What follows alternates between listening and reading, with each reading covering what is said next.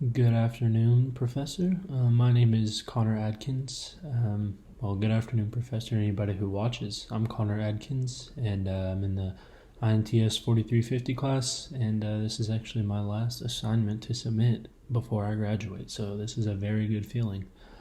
And if you hear some whining in the back, I really apologize. I'm doing my best. I just got a puppy, little dachshund, and he's asleep right now, but if he starts to whine, I'm sorry. If he barks, I will make a new one. But I'm doing my presentation today over water scarcity, and the two disciplines that I wanted to talk about most are the financial side of things and the kind of the political science side of things, because I believe these are two of the most important topics when facing this issue, not only here in America, which is a very progressive and modern country, as we all know, but there's many places around the world, many countries, many cities, villages around the world that aren't as caught up with the modern infrastructure that we are blessed to have here in America, and it's really something that they have an issue with.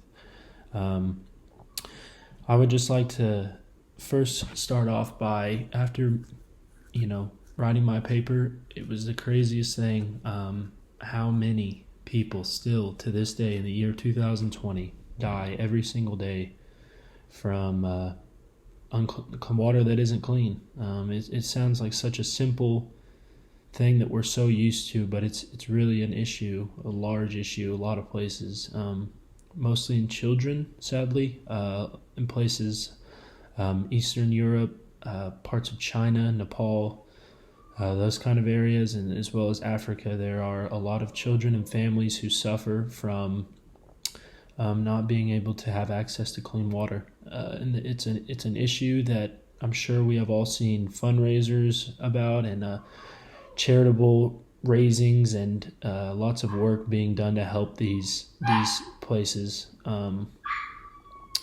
But I would first, give me 1 second. Sorry, my dog started to bark. I would first like to, start off. There's many charities, as I said, that we know about, that where people are working on finding clean water sources for these people, but it's something we know that's being worked on, but still is an issue.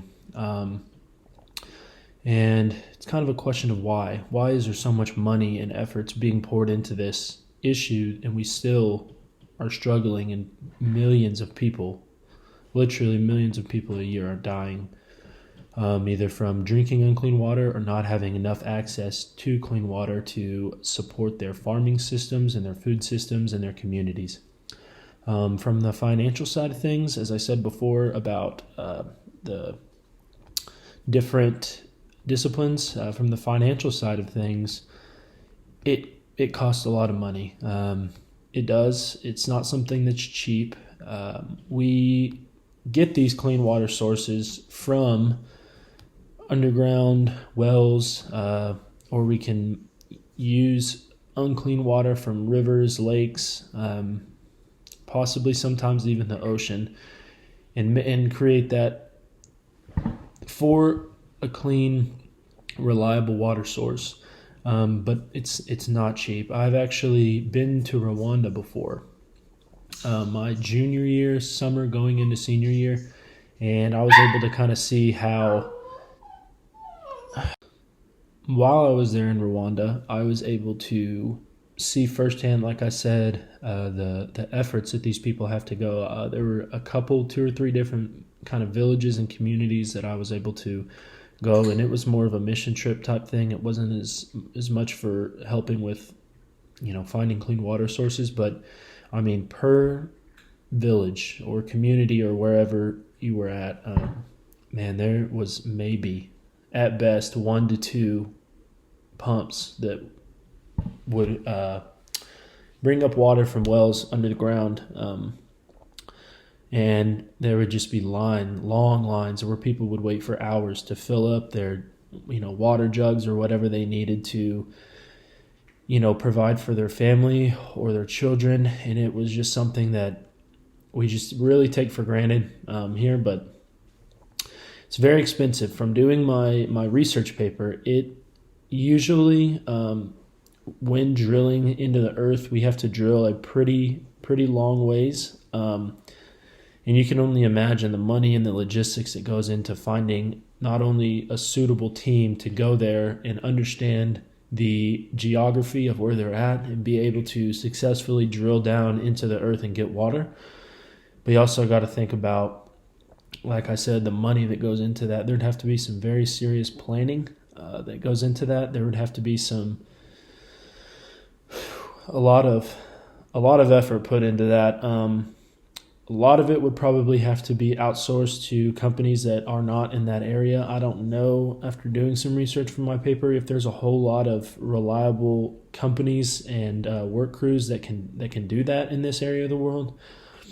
So, paying the people, paying for the equipment, paying for the right to be able to drill into the ground is something that would be difficult. And that kind of leads me into also my next discipline, and that's kind of the political and the political science side of things. In a lot of these areas that are underdeveloped, it's no lie, and I'm not trying to be disrespectful or hurt anybody's feelings or anything, but there's not a lot of government backing. A lot of these governments that aren't really, their first priority isn't to help people. It's for their own personal gain, for their own personal notoriety, and for their own personal, how much money they have. So sadly, these people, they don't receive a lot of help. Not everywhere, but some places, they don't receive a lot of help from the government. They don't receive a lot of people that they should get help from when finding these water sources. So that would be, I think, as big of, possibly a bigger issue to tackle would be talking to these, national, local governments and kind of convincing them and showing them in a organized manner of how we would go about creating this underground well that would, help out their communities, and how many people it would help and how much it would cost, and the positives, the negatives, the environmental issues that it would cause possibly. And but I mean, just kind of depends on where you're at, I believe, of how difficult it would be to kind of get that through to them, that this is something that is extremely needed.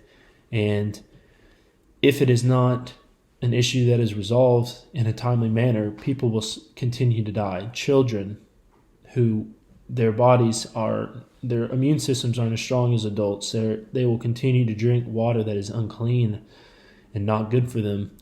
And it will continue to be, I believe, still the largest killing, anomaly in the world every year is unclean water.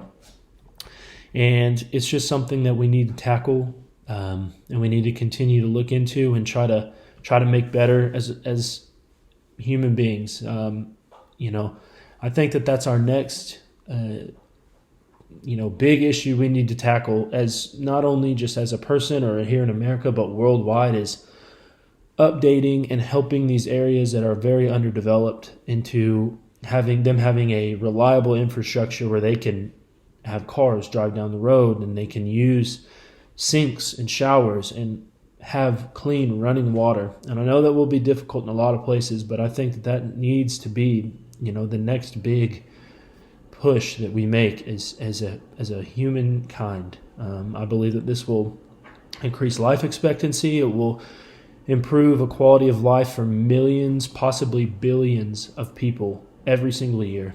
And this is tackling these two disciplines with the financial side of things and understanding how much to spend, where to allocate these spendings towards, and also, like I said, the political side of things is getting it through to these people who possibly, don't really want to stick their neck out there to help their people, that this is something that needs to be done or lives will be on their hands, honestly. So thank you for listening. I hope everybody had a good semester and has a good rest of their time at school. If you're graduating, congrats. And yeah, so have a good one.